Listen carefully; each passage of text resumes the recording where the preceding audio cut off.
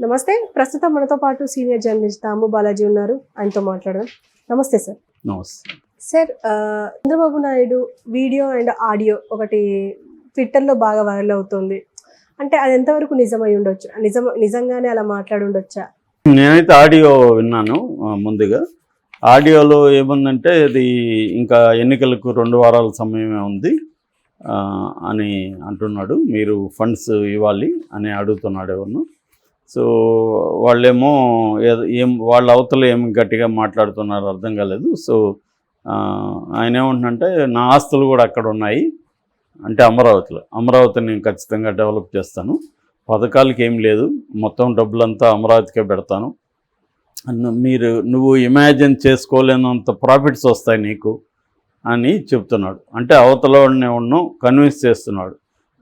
నీ ఆస్తులు అమరావతిలో ఉన్నాయి, నావి కూడా అమరావతిలో ఉన్నాయి, నేను మొత్తం అమరావతిని డెవలప్ చేస్తాను కాబట్టి మనకి ఇమాజిన్ చేయలేనంత ప్రాఫిట్స్ వస్తాయి, సో నువ్వు ఫండ్ ఇవ్వు అని అడుగుతున్నాడు. ఇది ఆడియోలో ఉంది. మామూలుగా ఎవరు విన్నా అది చంద్రబాబు వాయిస్, చంద్రబాబు ఆయన దాని ఏమంటారు చెప్పే పద్ధతి, ఇవన్నీ చంద్రబాబులాగే ఉంది. అయితే ఇప్పుడు డీప్ ఫేక్ టెక్నాలజీతో ఇవి చేయలేమంటే చేయొచ్చు. ఇవాళ ఉన్న క్లోనింగ్ అంటారు, వాయిస్ క్లోనింగ్ టెక్నాలజీ ఏంటంటే మన వాయిస్ శాంపుల్ తీసుకొని ఆ వాయిస్తో టెక్స్ట్ ఇచ్చేస్తే ఆ టెక్స్ట్ని ఈ వాయిస్ ఏఐ వాయిస్ చదువుతుంది. కాకపోతే ఏంటంటే ఇప్పటికి ఆల్రెడీ నేను ఇది ఎప్పటి నుంచో చేస్తున్నాను. నేను ఏఐ వాయిస్ తెలుగులో కూడా కొన్ని ఏఐ వాయిస్లు ఫ్రీగా కూడా దొరుకుతాయి మనకి. మనం ఇంకా సబ్స్క్రిప్షన్ కడితే ఎక్కువగా ఉంటుంది. మన వాయిస్ని కూడా మనం క్లోన్ చేసుకొని పెట్టేసుకోవచ్చు. ఇప్పుడు నువ్వు మాట్లాడుతున్నట్టే మీ ఫ్రెండ్ వాయిస్ని నీ వాయిస్లోకి తీసుకొచ్చేయచ్చు. ఈవెన్ వీడియో అయితే వీడియోలో కూడా మన ఫేస్ని అవన్నీ కూడా చేయొచ్చు. కానీ అంత పర్ఫెక్ట్గా అయితే లేదు ఇంకా. అంటే కనిపెట్టడం పెద్ద కష్టం కాదు. ఆ రకంగా తీసుకున్నప్పుడు నేను భువనేశ్వర్ విషయంలో కూడా చెప్పాను, అది ఫేక్ వాయిస్ లాగా అయితే లేదు భువనేశ్వర్ విషయంలో కూడా. ఎందుకంటే ఆ కైండ్ ఆఫ్ ఇంటర్నేషన్, ఇది పలికే పద్ధతి, అవన్నీ ఎక్కడ స్ట్రెస్ చేయాలి అవన్నీ ఉంటాయి కదా. అది హ్యూమన్ పలికితే తప్ప ఆ స్ట్రెస్ ఇవన్నీ రావు, దాంట్లో అంత ఎఫెక్టివ్గా ఉండదు. ఆ వాయిస్ తెలిసిపోతుంది. ఇది కూడా అంతే. చంద్రబాబు కూడా పలికే ఆయన ఎక్కడ స్ట్రెస్ ఇస్తూ ఉన్నారు. ఇప్పుడు ఇమాజిన్ చేసుకోలేనంత అన్నప్పుడు అక్కడ స్ట్రెస్ ఉంటుంది కదా, అట్లా అదైతే అన్నీ ఫ్లాట్గా పలుకుతుంది, అన్నీ ఈక్వల్గా పలుకుతుంది ఏ వాయిస్లో. మరి అంత పర్ఫెక్షన్ ఏమన్నా చేయగలిగారా తెలియదు మనకి. టెక్నాలజీలో ఇవాళ ఏదన్నా సాధ్యం, కానీ నాకు తెలిసి అయితే అంత పర్ఫెక్ట్గా లేదు. అది మామూలుగా చేసే పరిస్థితి లేదు కాబట్టి ఆయన వాయిసే ఉండే అవకాశం ఉంది. దాన్ని ఏమన్నా కట్ చేసి తీసుకొచ్చి ఉండొచ్చు. ఆయన డిఫరెంట్గా మాట్లాడిన ఏరియాలన్నీ తీసి పథకాలు, ఆ పదం మాత్రం కట్ చేసి ఇమాజిన్ చేయలేనంత ప్రాఫిట్స్ అనేది ఇంకెక్కడో తెచ్చి కట్ చేసి అలాగా ఆయనవే ఒరిజినల్ వాయిస్లే కట్ చేసి చేయొచ్చు. అదేం పెద్ద ప్రాబ్లం కాదు. అలా చేసి ఉండే అవకాశం ఉంది. ఎందుకంటే ఎప్పుడైనా కూడా మనకి ఫేక్ అనేది ఎక్కడ తెలిసిపోతుందంటే ఫుల్గా పెట్టరు, జస్ట్ ఎక్కడికి కావాలో అక్కడికే కట్ చేసేస్తారు, అక్కడే ఫేక్ అని తెలుస్తుంది. ఇప్పుడు ఆయన కాసేపు మాట్లాడి ఉంటాడు కదా, అదంతా పెట్టుంటే మనకు అర్థమైంది నిజమైతే. కాబట్టి నేను అనుకోవడం అది డీప్ ఫేక్ క్లోనింగ్ కాకపోవచ్చు. మామూలు ట్రెడిషన్ పద్ధతిలోనే ఎడిటింగ్లో ఆయన వాయిస్ని డిఫరెంట్ సార్లు చెప్పినవన్నీ కట్ చేసుకొని వాళ్ళు ముందే ప్లాన్ చేసుకొని ఇలాగా అమరావతికి డబ్బులు పెడతాను, నేను పథకాలకి డబ్బులు పెట్టను అని చెప్పాలని చెప్పి అవన్నీ కట్ చేసి ఒక దగ్గర పెట్టి చేసే అవకాశం ఉంది. అదే మోస్ట్లీ అదే ఉండొచ్చు ఫేక్ వాయిస్.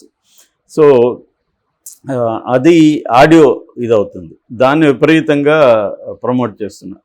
రెండోది ఏఎన్ఐ వార్తా సంస్థకి ఆయన ఒక వీడియో ఇంటర్వ్యూ ఇచ్చారు.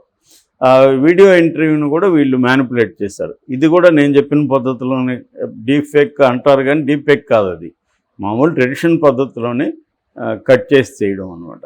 అది చేశారు. సో దాంట్లో ఏంటంటే ఆయనే చెప్తున్నట్టుంది, పథకాలు అంటాం కానీ ఎక్కడ తెచ్చి పెడతాం డబ్బులు అన్నట్టుగా ఆయన ఉంది. రెండోది రిజర్వేషన్లు ఇచ్చే పరిస్థితి లేదు, ఎస్సీ ఎస్టీ బీసీలు రిజర్వేషన్లు కూడా కష్టం అన్నట్టుగా కూడా ఆయన మాట్లాడినట్టుగా అది ఉందన్నమాట. సో దీన్ని విపరీతంగా వైరల్ చేస్తున్నారు. ఇప్పుడు దీని మీద దేవినేని ఉమా నిన్న ఎలక్షన్ కమిషన్కి పిటిషన్ పెట్టాడు. సో ఆయన ఏం చెప్పారంటే ఇది డీపేక్ టెక్నాలజీతో చేశారు, ఇలాగా చేస్తున్నారు, ఆయన రిజర్వేషన్ రద్దు చేయమని చెప్పలేదు, ఇది వాళ్ళ అఫీషియల్ వైసీపీ అఫీషియల్ ఎక్స్ ఖాతాలో వాళ్ళు పెట్టారు. వాళ్ళు ఇంకా విపరీతంగా దాంట్లోనే 70-80 వేల మంది చూశారు. అది కాకుండా మళ్ళీ వాళ్ళు చేసుకుంటారు కదా, సో అది ఉంది. కాకపోతే ఈయనే చెప్తున్నట్టుగా ఉంది కాబట్టి అది ఎక్కువగా వెళ్తుంది. ఆల్రెడీ బీజేపీ వాళ్ళు రిజర్వేషన్లు తీసేస్తాము ఎవరికి, ముఖ్యంగా ముస్లింలకి అనేది ఉంది. ఆల్రెడీ మనం చూసాము అమిత్ షా కూడా ఎస్సీ ఎస్టీలకి రిజర్వేషన్లు తీసేస్తానని చెప్పినట్టుగా కాంగ్రెస్ పార్టీ దాన్ని క్రియేట్ చేసిందని. అంటే డిఫరెంట్ వాటిని కట్ చేసి ఒక దగ్గర పెట్టేసి లిప్సింక్ చేసేయడం.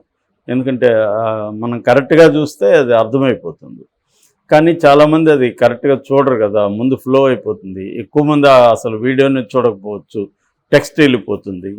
సో కాబట్టి అందరూ కూడా అది ఎలక్షన్ టైంలో కాబట్టి ఆల్రెడీ వాళ్ళు 400 అడుగుతున్నారు, రాజ్యాంగాన్ని మార్చబోతున్నారంట అన్నదే బలంగా వెళ్ళింది. రాజ్యాంగం 400 సీట్లు ఎందుకు కావాలి, ఎందుకు రాజ్యాంగాన్ని మారుస్తున్నారంటే వీళ్ళు రిజర్వేషన్ తీసేస్తారు, ఎందుకంటే వాళ్ళకి కులాలకు సంబంధించిన ఇబ్బందులు ఉన్నాయి, అందరినీ హిందూ మతం ఫోల్డ్లోకి తీసుకోవాలంటే రిజర్వేషన్లు ఉండకూడదు అన్నదేదో వాళ్ళకు ఉంది అన్న ఒక నెరేటివ్. నిజానికి వాళ్ళ ఎక్కడా ప్రకటించలేదు, ఎప్పుడు కూడా రిజర్వేషన్ తీస్తామని బీజేపీ ఎప్పుడూ ఎక్కడా ప్రకటించలేదు. కానీ ఎప్పుడైతే వాళ్ళు ముస్లిం రిజర్వేషన్లు తీస్తామన్నారో అదేవిధంగా మిగతా చోట్ల కూడా తీసేస్తారు. రేపు పొద్దున క్రిస్టియన్లకు కూడా వాళ్ళు బిలీఫ్ క్రిస్టియన్స్ అయినా వాళ్ళకి అఫీషియల్గా కులంలోనే ఉంటారు, ఎస్సీనో ఎస్టీగానో ఉంటారు. సో వాళ్ళకి కూడా రేపు మతం ఆధారిత రిజర్వేషన్లు మేము ఒప్పుకోమని బీజేపీ చెప్తుంది. నిజానికి కాన్స్టిట్యూషన్లో కూడా మత ఆధారిత రిజర్వేషన్ లేవు. ముస్లింలకు కూడా మతం బేస్ మీద రిజర్వేషన్లు పెట్టలేదు. అంటే అట్లాంటప్పుడు ముస్లింల్లో అందరికి ఇవ్వాలి కదా, అందరికి ఇవ్వట్లేదు. ముస్లింల్లో ఉండే ఈ పస్మండా ముస్లిమ్స్ అంటారు వాళ్ళని ఓవరాల్గా, అంటే దళిత్స్ అండ్ బీసీస్ ముస్లింల్లో వాళ్ళకి మాత్రమే ఇస్తున్నారు. ఇండియాలో కన్వర్ట్ అయిన ఆల్రెడీ దళిత్గా ఉండే ముస్లింలకి, బీసీలుగా ఉండే ముస్లింలకి కన్వర్ట్ అయిన వాళ్ళు ఉంటారు, వాళ్ళకి మాత్రం ఇస్తున్నారు తప్ప దాంట్లో ఉన్న అప్పర్ సెక్షన్ ఆఫ్ ముస్లిమ్స్కి ఇవ్వట్లేదు. కానీ వీళ్ళు దాన్ని ట్విస్ట్ చేసి మతాధారిత ఇస్తున్నారు, మేము అది తీసేస్తామని చెప్తున్నారు. సో అది ఇప్పుడు చంద్రబాబుకి ఇబ్బందిగా మారింది అక్కడ. ఎందుకంటే మోడీ కూడా తెలివిగా ఆంధ్రప్రదేశ్లో మాత్రం చెప్పట్లేదు, కానీ మిగతా చోట్లంతా పోయి ఆంధ్రప్రదేశ్లోనే ఇది స్టార్ట్ చేసింది కాంగ్రెస్ పార్టీ రాజశేఖర రెడ్డి పీరియడ్లో అని మిగతా అన్ని చోట్ల చెప్తున్నాడు. ఇవాళ మీడియా ఏంటంటే నువ్వు ఎక్కడ చెప్తున్నది ఇంపార్టెంట్ కాదు కదా, అన్నిట్లో వచ్చేస్తుంది. కాబట్టి ఆంధ్రప్రదేశ్లో చెప్పనంత మాత్రాన ఇంకా డౌట్ వస్తుంది, ఇతను కావాలని ఆంధ్రప్రదేశ్లో చెప్పలేదు అనేది అందరికీ వచ్చేస్తుంది కదా. కాబట్టి ఆ రకంగా ఆల్రెడీ చంద్రబాబుకి ఇబ్బంది ఉంది. ఆయన అందుకనే ప్రత్యేకంగా ముస్లింల మీద ఫోకస్ చేశాడు. ఇప్పుడు ఈ 2 వీడియోల ద్వారా, ఒకటేమో రిజర్వేషన్లని నేను తీసేస్తానని ఒకటి, రెండోదేమో పథకాలకి డబ్బులు లేవు, అమరావతికే డబ్బులు పెడతాను ఎందుకంటే నా ఆస్తులు కూడా ఉన్నాయి అక్కడ అనేది. ఆల్రెడీ అమరావతికి సంబంధించి ఈయన అక్రమంగా అక్కడ బినామీ పేరుతో ల్యాండ్స్ కొన్నారని, హెరిటేజ్ కొన్నారని, నారాయణ కొన్నారని ఇలాగ కేసులు ఉన్నాయి అక్కడ.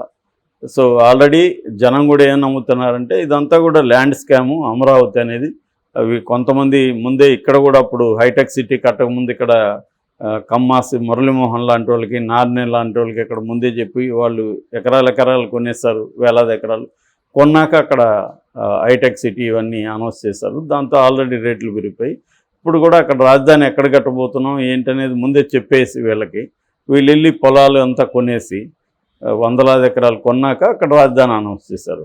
దాంతో ఆటోమేటిక్గా వీళ్ళు భూముల రేట్లు, ఇది ఎప్పటి నుంచో జరిగేది, ఇది అన్ని చోట్ల అందరూ చేస్తున్నారు.